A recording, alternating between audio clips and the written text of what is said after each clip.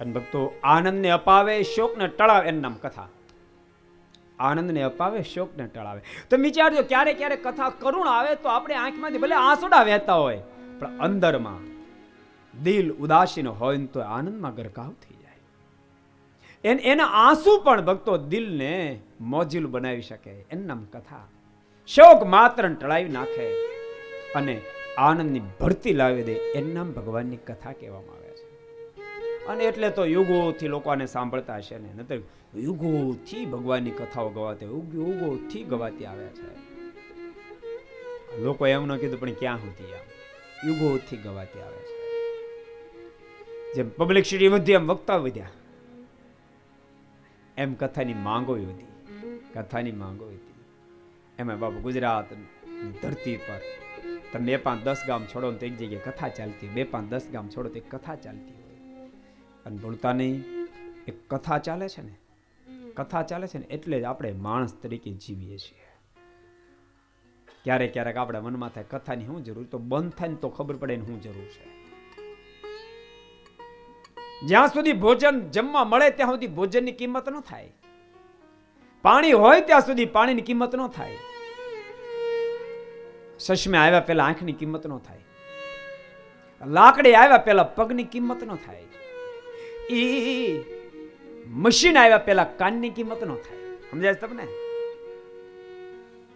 એમ બાપ આનો વિયોગ થાય ને તે દાડે ખબર પડે કે આની શું કિંમત છે. ભક્તો, આનો જેને જેને વિયોગ થયો છે ને, જેને જેને વિયોગ થયો છે ને, એના જન્મ હોળીઓ હળગે છે. બાપ, હોળીઓ હળગે છે.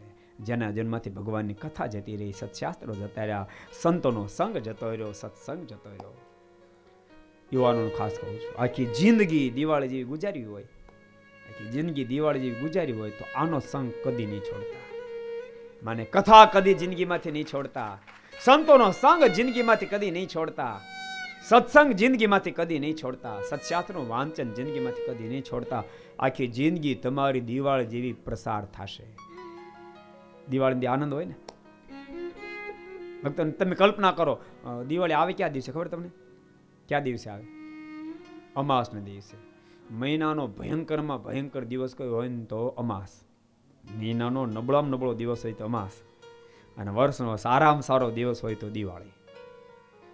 વિચારજો, ક્યારેક બુદ્ધિ લડાવજો. ભયંકરમાં ભયંકર દિવસ આખા વર્ષનો ટોપમાં ટોપ દિવસ બની જાય એ શું બતાવે? જો તમે ભગવાનનું જીવન, ભગવાન સાથે જીવનને જોડશો ને તો જીવન અમાવાસ્યા જેવો છે, તો બાપ દિવાળી જેવું થઈ જાય. જીવન દિવાળી જેવું થઈ જાય. આ તો દિવાળી જેવું જીવન બનાવવાને માટે પરમાત્માની કથા છે.